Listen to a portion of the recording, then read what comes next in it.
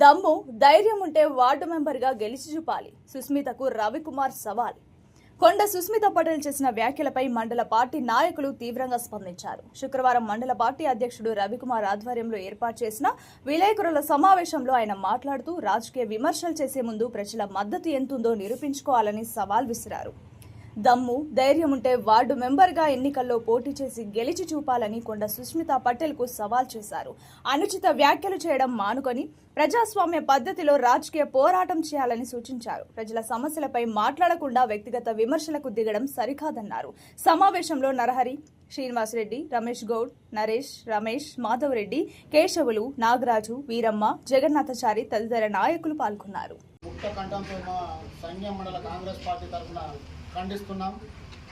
ఎందుకంటే సుస్మిత పటేల్ కొంచెం పిచ్చి పట్టినట్టు మాట్లాడుతుంది. ఆమెకు మా కాంగ్రెస్ పార్టీలో సభ్యత్వమే లేదు. ఆమె కాంగ్రెస్ పార్టీకి మాకు సంబంధమే లేదు.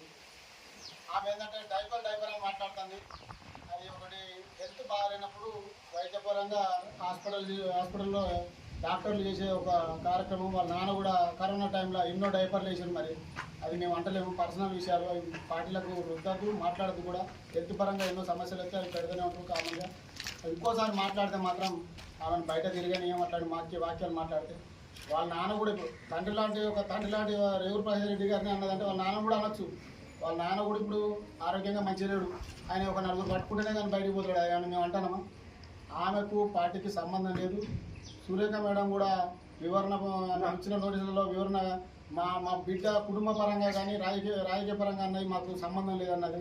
అది ఆమెకు కూడా కొంచెం అంటే ఆలోచన ఉందో లేదో తెలియదు. కానీ అంటే మన మినిస్టర్ల ఉండి కూడా అట్లాంటి వ్యాఖ్యలు మాట్లాడడం కాదు.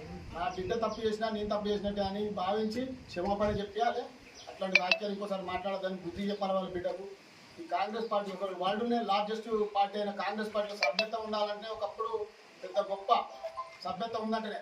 ఇప్పుడు ఒక వార్డు నెంబర్ గెలిచే స్థాయి ఉన్నా కూడా కాంగ్రెస్లో ఏదైనా గొప్పే. ఆమె కనీసం వార్డు నెంబర్గా దమ్ము ధైర్యం ఉంటే వార్డు నెంబర్గా పోటీ చేసి గెలవమని. ఆమె స్థాయి వార్డు నెంబర్ స్థాయి. ఇంకా ఇది ఇండిపెండెంట్గా ఎమ్మెల్యే పోటీ చేస్తానంటే కానీ ఆమె స్థాయి వార్డు నెంబర్ స్థాయి. ఆమెకి ఇంకా మేము సభ్యత్వం వేయలేదు. ఆమె సభ్యత్వం తీసుకొని ఒక వార్డు నెంబర్గా పోటీ చేసినా కూడా మేము స్వాగతిస్తాం. కానీ ఆమె తీసుకునే పరిస్థితి కూడా లేదు. ఇప్పుడు వాళ్ళ తల్లి ఉన్నది కాబట్టి ఆమెకి ఇప్పుడు మినిస్టర్ కాబట్టి ఆమెకు గౌరవిస్తాను.